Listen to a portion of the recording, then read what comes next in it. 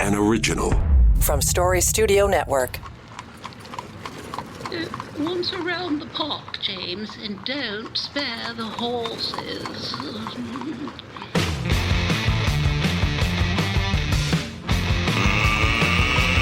get ready to rumble! It's showtime. Okay, here we go. It is the 24th of May. It's 2-4. Yes, of May 2024. 2-4. Okay, here we go. It's on the Ledger Ontario Politics Podcast. Dave Trafford here with Keith Leslie and John Wright. And, for all of the conversations we have, it's all, you think it's a cliche, the Friday dump. But it's not. It really is a communication strategy at Queen's Park. So before we get into the stories we teased you with last week, because I had some of you said, what is it you're going to talk about? What is it? I want to get back to the Friday dump. And Keith, we barely hit stop on the recorder last week. Then the province came out with its proclamation that basically says it doesn't matter how much complaining the City of Toronto does, what kind of planning, what kind of environmental assessment they want to do, they're going to have their way with Ontario Place. Well, yeah, late last Friday of the long weekend, when all governments put out their best news releases, we heard that they're using an enhanced ministerial zoning order to basically cut the City of Toronto out completely from the rest of the planning process for Ontario Place, the whole of the project, including the Live Nation concert venue that's going there, 20,000 seat, and the 95-year lease for the Therme Spa. All of this is being included in this. But the City of Toronto basically is being cut out completely from the planning process. They can object all they want, but it'll mean nothing. The province basically says, we're going to do this, and we're going to do it as fast as we possibly can, and we're exempting ourselves from basically all of the rules around this. Why this comes out so late on a Friday is because they know how bad it looks. I mean, you're basically silencing all of the objections. You know there are critics. You know there's a lot of objections to this project, and they're just shutting it down.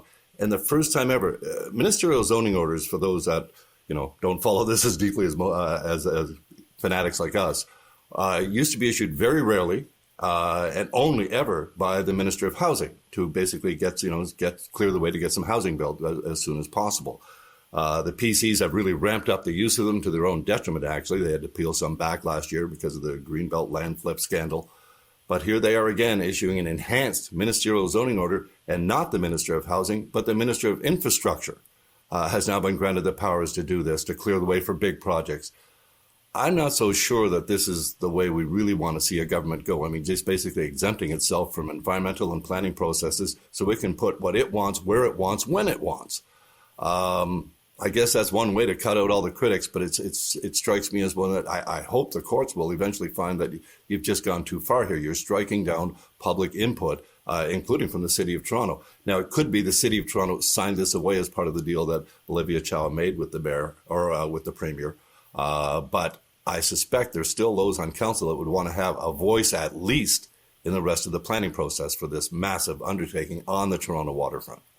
Yeah, it seems like a blunt instrument, John. I mean, if in fact the mayor did come to an agreement with the province, and that was some time ago now, in terms of how it was going to deal with Ontario Place, everything seemed to be cooking along just fine in terms of how the city was going to, approach this, and certainly from the mayor's office.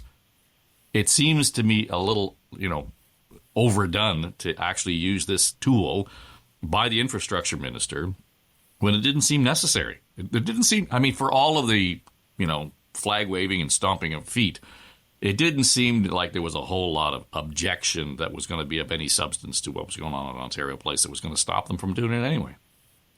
Well, and the thing is, we usually go on this panel, we usually go down the rabbit hole and investigate everything that's going on, a subject, before we start talking about it. Well, most of the time. I've been down this rabbit hole before, and at the core of it is not this zoning privilege, which is a little bit like the Notwithstanding Clause, right? Yeah, it's just exactly. kind of like, there you go. It is just the fact that a private enterprise is going to be on Crown lands for the next 95 years, and the secrecy and everything behind it. I don't understand it myself, But it would seem, Dave, that at this stage, if there's no appeal to anybody that can be undertaken, that, it is a done deal. And it is the fact that the City of Toronto and the people who have wanted Ontario Place to kind of revert back to the 70s, which it can't, despite the fact of all the protests, and it's just over. It's being handled like a real estate transaction.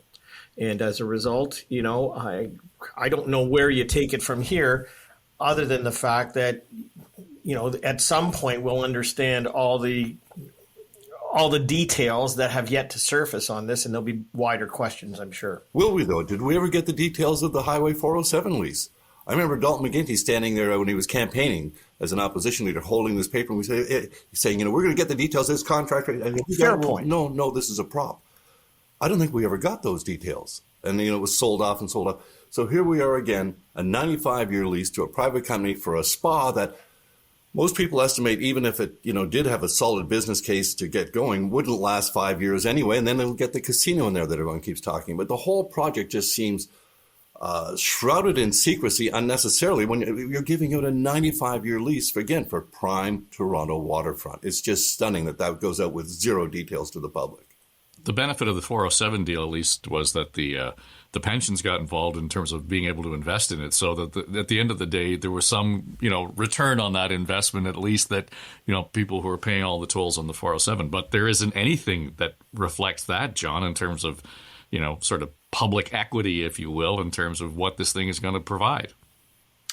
No, and this is where, ironically, I just look at this. I can't imagine a lease for a private company that's going to take 95 years. I can't.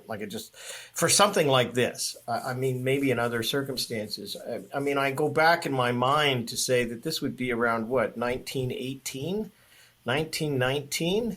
If you were, looking at a 100-year lease in that range, and it would be kind of like, what are all the things that were here then that are still here now? Not much. Mm-hmm.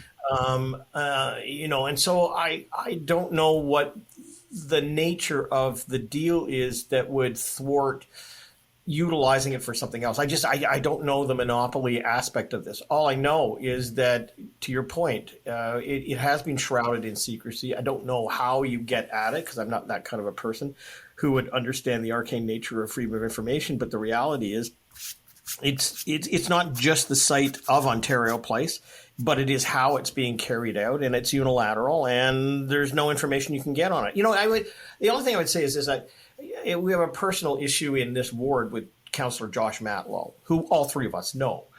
And we've been beating the drum on something that he is fully square behind for the last 2.5 years. There have been hundreds of people in this neighborhood who have tried to reach out to the councillor to get answers on this, and not a single phone call has been returned, not a single email has been addressed, and a public forum hasn't taken place. And it's kind of like, what do you do? It's kind of like, well, you wait till the next election and you vote him out of office, but you can't get a court intervention. You can't do these sort of things. So these are the unilateral aspects of governing, I guess. And that's the thing where I don't think anybody's going to take umbrage with this when they come up to the next election campaign, which the latest polls show that the Ford government is still at around 40%. And as a result, this is a fly in the ointment. It's at the bottom of the lakeshore, and I don't think people are going to care about it. But it's the process that gets me that is the hardest to swallow, especially if you look back almost 100 years and wonder, who's here. Even Stollery's is gone, for goodness sake, and maybe it should have gone, but it lasted almost that long. There was an interesting video from Therme showed a video. There's been complaints they're cutting down 850 trees to build this spa. But apparently in the Therme video, it shows people lying on the luxury waterside chairs. They've gotten all these lounges in their house coats, looking at videos of trees.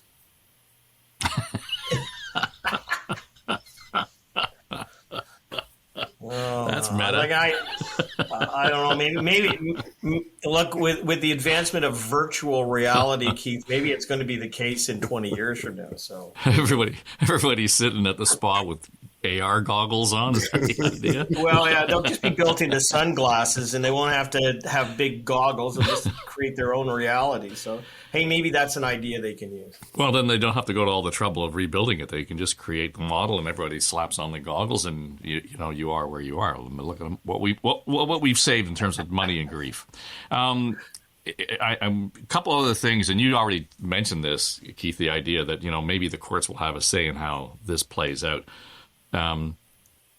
The province was in front of the Supreme Court of Canada this week, and at issue is third-party ads. And, of course, they limited that, and by saying, the province, that is, by saying we don't want sort of the big PAC kind of thing going on here in Ontario, is like they have in the United States, and the wealthy are influencing the elections, et cetera, and having third parties involved in ads, et cetera, during the campaign, and blah, blah, blah, blah, blah, blah. The courts, at least one of the judges on the panel, said, we're not talking about wealthy people here. We're talking about public service. We're talking about people who have an interest in what goes on in their communities.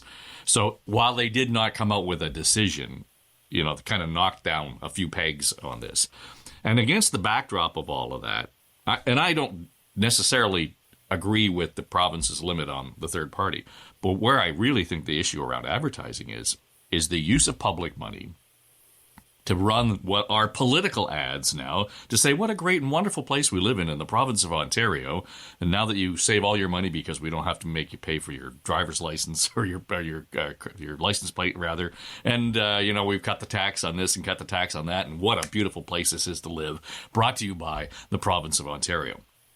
If they're going to deal with the third-party ads, they got to deal with the political ads under the veil of, provincial government ads. Well, the provincial government ads, the reason they're so lax now is because the rules had gotten so tight under the Liberals that the sight of a red apple in a video was deemed too political for a Liberal government ad. Which is stupid. So now the rules, we have some very, very partisan, obviously partisan ads that the Auditor General can say, that's kind of partisan, but can do nothing about.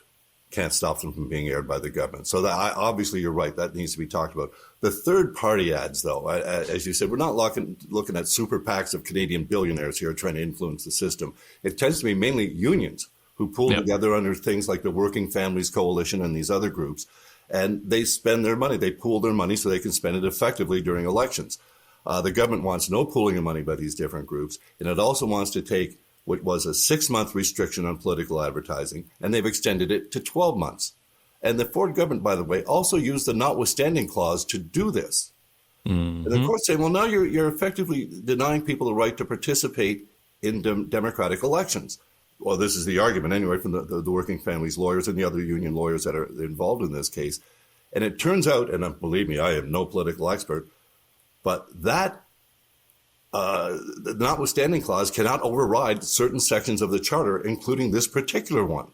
So even though they went so far as to use this Notwithstanding Clause, and you say that the courts have not made a decision, but the voicing of the judges seem to be very much indicating that a 6-month restriction seems appropriate, and the financial restrictions that are spent at that time. But the 12-month, you're really denying people participating in the democratic process. So it's going to be really interesting to see how that plays out. But it does look, again, at this point, like the Ford government's about to lose another major court decision.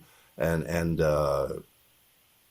it really does seem that they're trying to restrict voices during election. And the government, or the judge, the one judge who spoke, basically said, these are not wealthy people, as you pointed out, but they're pooling their money together to have a stronger voice during an election campaign. What is wrong with that? And so I think that's an indication that the courts are indeed going to strike this one down, despite the government's use of the Notwithstanding Clause. Well, even this week, the Ontario government, I guess it was yesterday, the Court of Appeal here in Ontario, John, said, you know what, the right to strike by the TTC workers has been upheld. And that's what I want to get to that we left off last week, because a year ago, back in May of 2023, a lower court said, you know what, you can't impose a ban on strikes by the TTC. And history is 2011, the McGuinty government issued the order, the legislation that made the TTC an essential service. And you didn't have to even live in Toronto in 2008 or earlier to know that when the TTC goes on strike, it completely shuts down the city. Stop right there. The last strike we had was in 2008. It threatened in 2011. Mayor Rob Ford goes to Queen's Park. Dalton McGuinty says, "Okay, if you want it, we'll pass it." They did. All these years later, the union challenges it. The courts uphold their right to strike. The Court of Appeal now says, no, they've got the right to strike. If there was ever a time, because we're looking at a strike date of June the 7th, and if you listen to the union leadership, there's no way they're not going to go on strike. And the reason is they're going to go on strike is because they can. They can. They've got the mandate from their membership. They got the vote from their membership. And all these years later, we can, so we will. And I don't think it's just a rat's rectum what goes on at the bargaining table. They're going to go on strike. Now, combine that with all of the bullshit that's going on with the Gardiner Expressway, the problems in downtown Toronto, period, because of that construction, everything that's going on King Street, on Adelaide, on Queen. You tell me that as soon as they go on strike and we withdraw all the buses, all the streetcars, all the subways, that the TTC, public transit, is not an essential service in a city this big 15 years later, you're out of your fucking mind. If there's ever a time Doug Ford should be invoking the Notwithstanding Clause, it's this. Yeah, I was thinking about it when I listened to the interview the other day of the head of the union, and he was talking about this in kind of veiled terms. And to your point, it would shut down the city. And completely. But then I thought to myself, well, that's just Tuesday. You know, when you're trying to take the subway, just like it happens. You know, it's a little bit. I hate to kind of go across this, but there was also a big discussion this week talking about the impact of the 5 Taylor Swift concerts downtown and how it's going to paralyze everything. You know what it's called? 5 baseball games in a row. Come on, give me a break. We can handle that. I don't know what the answer is to this because, again, I'm a bit nerdy when it comes to court decisions. I love reading them. A lot of people just read the headlines of them, but the first one that I ever really took to task to read was the one dealing with polling. Because everybody cites that you can't ban polls during election times. Well, you can. There's a great loophole in there, and it's a very learned 40-page decision on all of these things. So when we talk about the top line of they've decided this or decided that, there's a whole stack of stuff that's underneath that.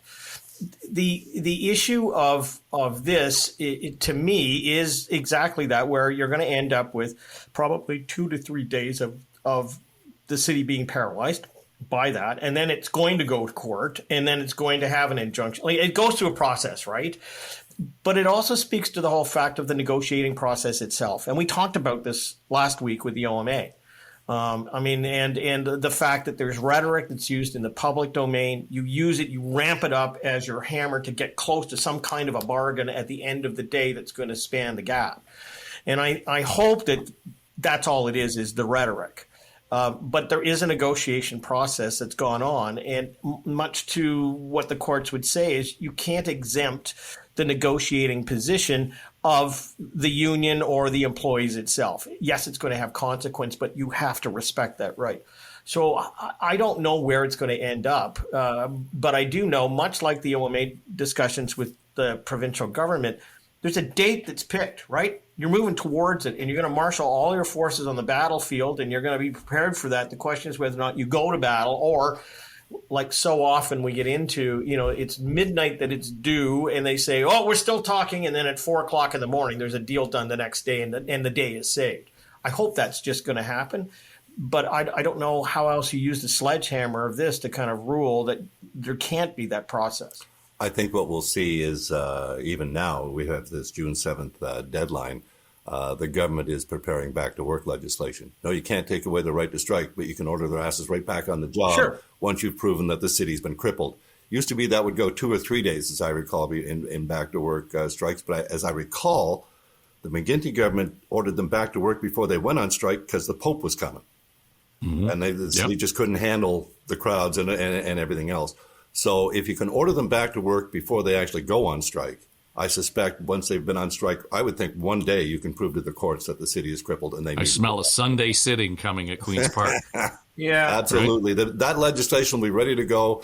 3 quick readings and royal assent faster than you can ever believe. I'm sure it's being prepped right now. And why wouldn't they have? They have to have that ready. You can't take away the right to strike, but you can absolutely get their bums back in the streetcars and the buses and the subways as soon as possible. Well, I may be misusing the language here, but being an essential service means you can't strike. It doesn't mean you don't negotiate a contract first. And what happens is if you and I can't come to terms with it, there's an arbitration process baked right into that process. And the argument always has been, well, Jesus, you don't want to go to arbitration because it always costs us more money. The employees always win at arbitration.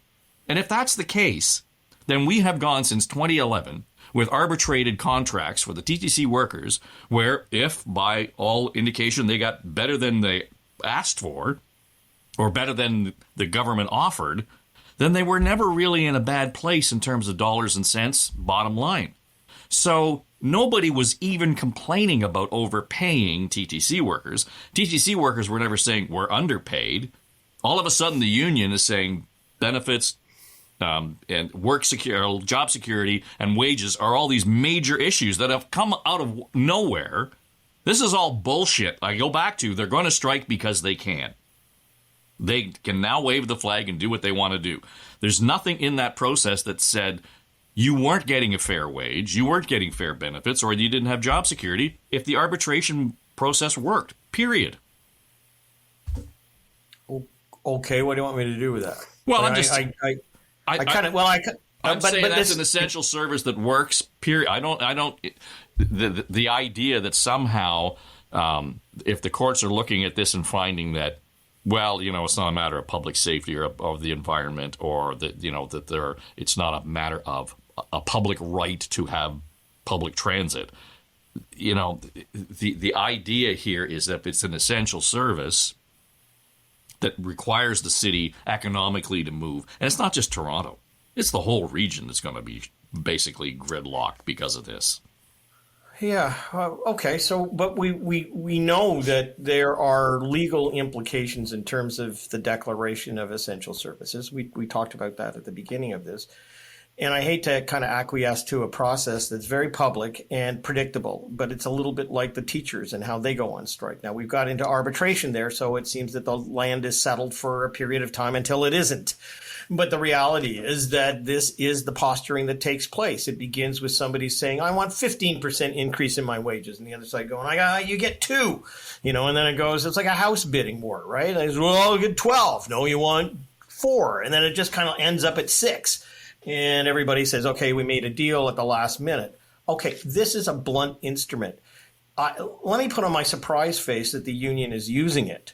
But to your point, I mean, yes, they can be called essential services, but where is the legal backing of that to take place in this circumstance that would allow the courts to exempt to impose that on this group being an essential worker? Like, we already know it's gone to the courts and that there are issues around that where they won't allow it to take place. So I go back to the step.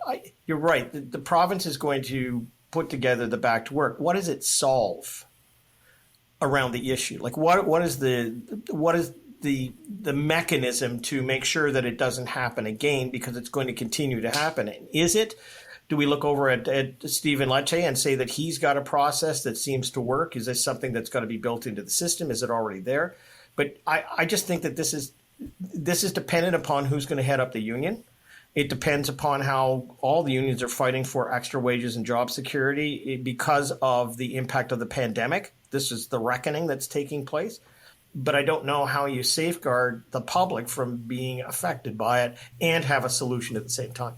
Well, I dare say more of the public is affected by a public transit strike than a teacher strike. And I say, I just generally, Well, period. It'll be, look, I live in the city of Toronto, and there's a lot more traffic nowadays, seemingly, because they're all kind of bunched into separate, into confined space because of all the construction going on. But I also know a city that's got a lot in the core that's empty. It's not like it was before. It certainly has got lots of people say, okay, well, they're on strike and going to spend 5 days at home.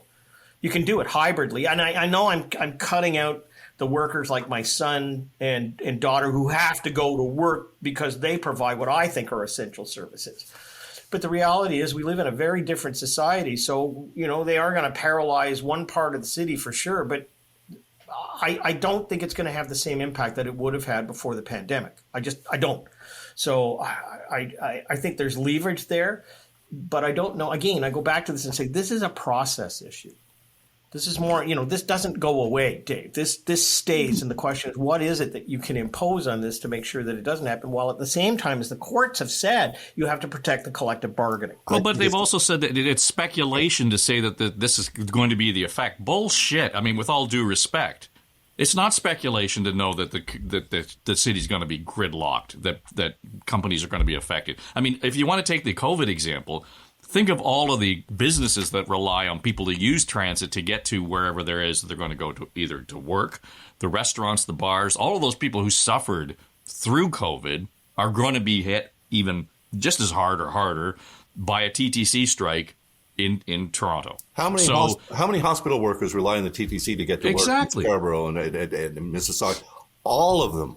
So that's all the PSWs that are working 3 jobs. They're already stretched way too far. They're now going to have problems with people just getting to work. No. This will have a massive impact. We've already seen, if you take out the subway for like 4 stops and they say we've got shuttle buses on there, it's absolute mayhem. And it happens every 4 hours. Look, I don't mean to be facetious about it, but I want to throw it back to you two guys because, again, I don't understand all of this. But we know from the courts that they don't like provinces with these kind of essential services projections and bringing them forward because of its impact on the collective bargaining system. We know that there's back to work legislation that's probably going to be brought in.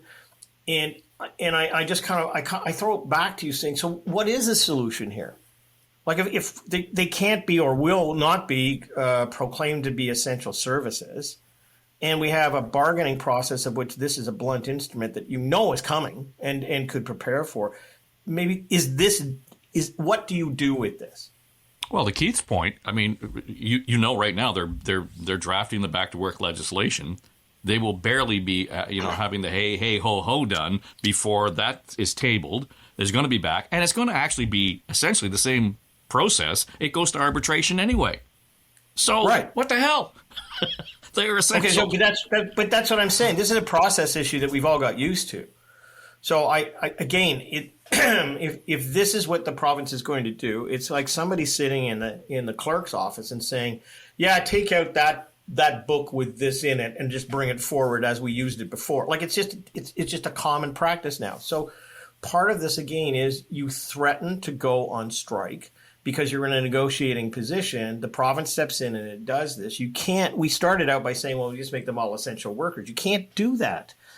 Like there are some legal issues within the courts now who say that. And then you say, well, maybe we should use the Notwithstanding Clause, which seems to be, the go-to measure that at some point, the Supreme Court is going to have to rule on what grounds do you use it, because it's being used more often for more things. And is this the one that makes it work? The one political aspect I like of this is that if the union does go out, Doug Ford comes to the rescue and orders them back. So all of a sudden, it's good for Doug Ford.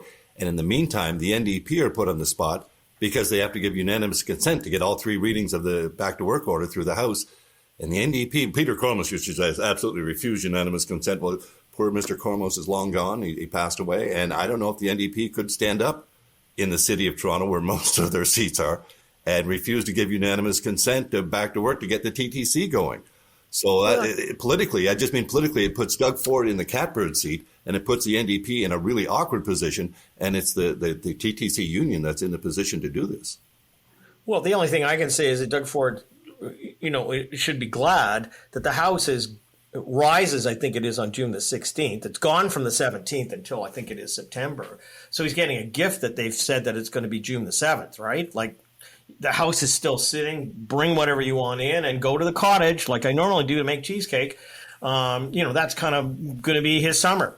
But again, I keep coming back to this. We have this discussion over and over and over again. I don't know how you get around it. I don't actually think the political damage is to the Conservatives at all. I mean, the city of Toronto is made up of Liberals and NDP, and you get, the Conservatives on the outer fringes of it where they're safe seats. So what do they care? The real issue is going to be with Olivia Chow talking to Doug Ford because of that personal relationship and making sure that the city is not paralyzed during that time frame and that this thing goes to a negotiated settlement. I still think that they're going to try and do it. Let's come back, on the week of the 7th when this is over, if it is not taken to the table. But I still think that at 3 o'clock in the morning on the 8th of June, you're going to get an announcement saying that there was or is going to be some solution. So to preempt that process, I don't know. Well, I don't miss, and I'm sure you don't, Keith, miss the late nights at the Sheraton Hotel hanging around, propped up on 2 hard chairs trying to stay awake while you were waiting for the updates from the union or the city in the middle of the night. Those were always the worst, those hotel stakeouts, and watching some poor mediator go back and forth between them. We'd pounce on the poor bugger as they're going back and forth between these rooms. And in reality, someone would come out and tell us, there's nothing going on. The mediator's going back and forth. We're not talking. So which means we're going to hang out here all damn night. Yeah, those were excruciating. But that's what we did to get the breaking news. Ones are tentative. And as John said, they tend to come in the middle of the night or very early in the morning. Yep. And that's great for radio. We're there. We're breaking the, that's the game. That's part of it. Well, the political poetry is this started with a Ford and ends with a Ford. Right? I suppose. I would caution the province to get into this and to preempt a strike. That would be my advice to them is, keep your powder dry. Just let this go through a process because who knows, there might be a negotiated settlement in the works, and therefore you don't get to have this messy situation where you either, you have to deal with it. I'm more about the process than the other stuff. A couple things I want to touch on popped up this week. There's all this nonsense or conversation, and we've sort of flirted with some of it around, do they call an early election and why would they do that? And there doesn't seem to be a lot of reason for them to do that. Nonetheless, it's back in the buzz around the gallery. But part of that, and we've said this before, Keith, is, you might want to do it because the RCMP is still kind of lurking in the closet and they're digging around to see what's going on with Greenbelt. Bonnie Crombie has outwardly called on the RCMP for an update as to what's going on with Greenbelt. I don't imagine she's going to get an official answer on that, but it's just one of those, bell-ringing reminders. Oh, yeah, there's that going on around here. Well, it's smart of her to actually do this, but of course, I doubt it even caused so much as a meeting at the RCMP. Exactly. You can demand an update or request one, or however she politely phrased it, of the investigation. Remember, the OPP turned it over, the Greenbelt land swap, over to the RCMP. The OPP turned it over last August, I believe. So we're well into what we think is an investigation, but we haven't even actually confirmed that they've opened an actual investigation. So I think her pressing the point is smart. She got to bring up the fact that there's yet another premier staffer who was meeting with yet another ex-premier staffer who is now representing a land developer, this one in Hamilton, and that those lands were subsequently taken out of the Greenbelt. So there's more connections, it seems, that she's claiming, and others have claimed as well, that tied this closer to the premier's office when the premier's office has maintained all along it had no input in the lands that were picked for the removal from the Greenbelt, which were subsequently reversed and put back into the Greenbelt, and now are being revisited in some of them, and I'm getting confused again. Feel like in a Bugs Bunny cartoon. But the Greenbelt thing is still there. Bonnie Crombie's smart to latch onto it. In fact, I think she should have perhaps been doing that a little bit earlier, quite frankly, because she got a bit of attention for it, even though, as I say, the RCMP would, just, isn't that interesting, and move right along. It's the same as if, that's why when we did police checks from the radio stations, we did them every single day, because you couldn't just say, hey, call us when you make an arrest on that, would you? Because they won't. You have to call, did you make an arrest today? Have you done something today? That's the way the system works. So writing a letter, it's a nice political move, but it's not going to get any reaction from the RCMP, I wouldn't think. The other thing that, go ahead, John. Well, and it's Also not going to get any reaction from the Ford government. But I don't agree with you. Look, Bonnie Crombie's a little like somebody at the Fox and Firkin pub on a hockey night who's standing trying to get attention, right? And it's kind of like she just took a dart and put it into the dartboard. That's what she did, right? Because somebody said, hey, Milton's over. We got to do something before the house is risen. Get yourself back in there. And here's a whole list of darts. And this is the first one you're going to throw. And all she did was she threw the dart and said, hello, here I am. Hello. In the bar, everybody in the bar kind of looks over and yeah, whatever, and moves on to watch the Oilers beat, Dallas. So it's, to me, it's smart politics because she's out of the house and that she's doing what she's doing, and the Ford government will brush it away, and Merritt Stiles will pick up the torch and carry it on. The thing that was striking to me, though, was watching the interviews. Yes, I had to do this because I got interviewed on this topic, and she was out campaigning in I think it's in the Peterborough area, if I'm not mistaken. It was down in that neck of the woods, and also she had done an interview on this, and I watched that too. And I gotta say, there's no presence. There's no there. You see a lot of politicians, and they're really prepared.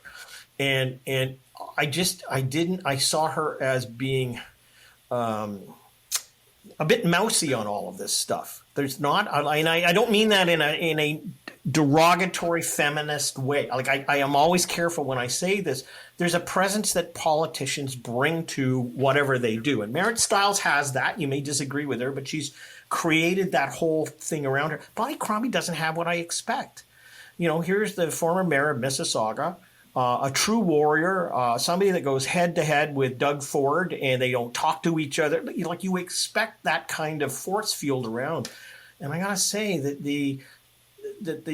the speeches in the room to the Liberals who were on the ground saying we're going to win this and we're going to get prepared and we're going door to door, and the interviews, there wasn't that presence that I expected. So that took me a little back. I thought that it would be far more forceful, and it just simply is not there. So I just make I don't want it to come off that I'm attacking women and things like that. There's a force that Bonnie Crombie has, and I didn't see it. And I think that spells more trouble for the party than anything else. Well, it's against the backdrop of a populist premier as well, Keith. I mean, today as we record, in an hour or so, he and his ministers are going to stand up and tell us what a great job they're doing because they're going to accelerate the sale of liquor and beer in more stores and et cetera, across the province. I got to tell you, as a footnote, our little independent grocery store in our neighborhood has got a beer shelf now. I never would have thought it would have affected my life. It has affected my life. It's just I can walk to the grocery store, get a 6-pack, and go and fire up the barbecue, and I'm enjoying that. So, that move against what John was just talking about with the Liberal leader is the thing that's going to win all the headlines. Of course it is. I mean, it's the mature way to go about buying booze, and we all feel it. Any of us that have ever traveled to Quebec or to the United States of America have realized, gee, they just treat it like another commodity. I mean, you have to be 18, but other than that, it's just so. And so, yes, this is something that I think we've all felt. I remember, was it David Peterson in 1985 promised beer and wine in the corner stores? Mm-hmm. So here it is, 40 years later. Doug Ford is going to fulfill that promise. Good vintage. Now, the only caveat that I see, the agreement that the Liberals signed with the beer store, Brewers Retail, that they used to be called, went until 2026. They're going to start this fall, apparently. So not even next year, but this fall they're going to start this. So that means taxpayers are going to be compensating the beer store for violating this multi-year agreement we had with them. So I'd like to know specifically how much the beer store is being compensated for this fact that Doug Ford can now say, you know what, this fall we're going to have beer and wine and cooler spirits that are mixed, pre-mixed spirit drinks in corner stores and other places.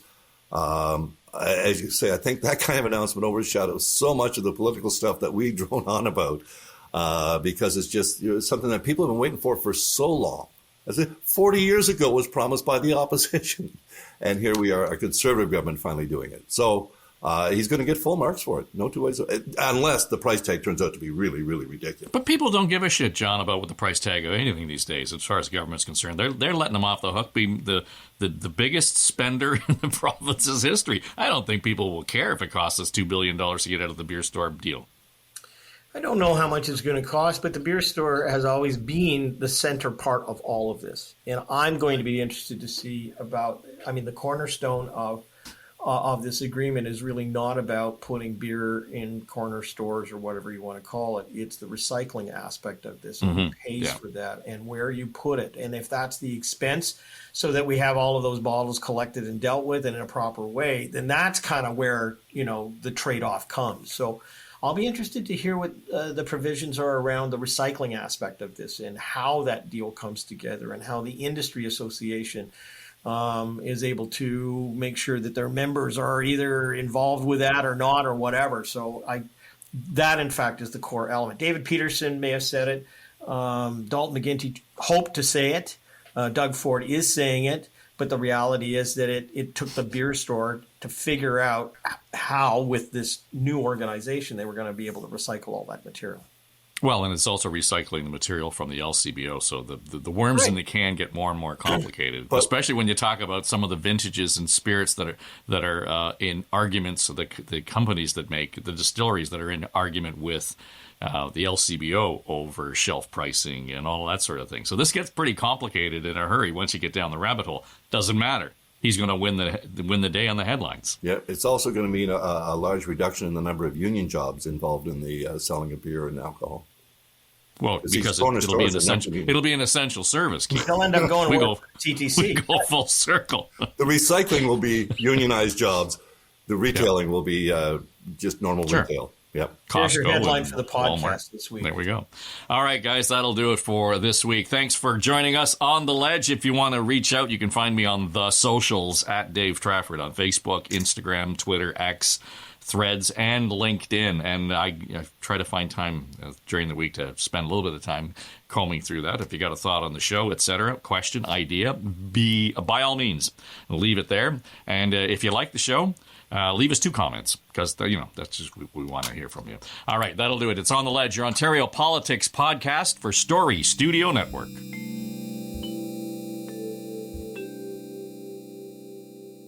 This is SSN. Story Studio Network.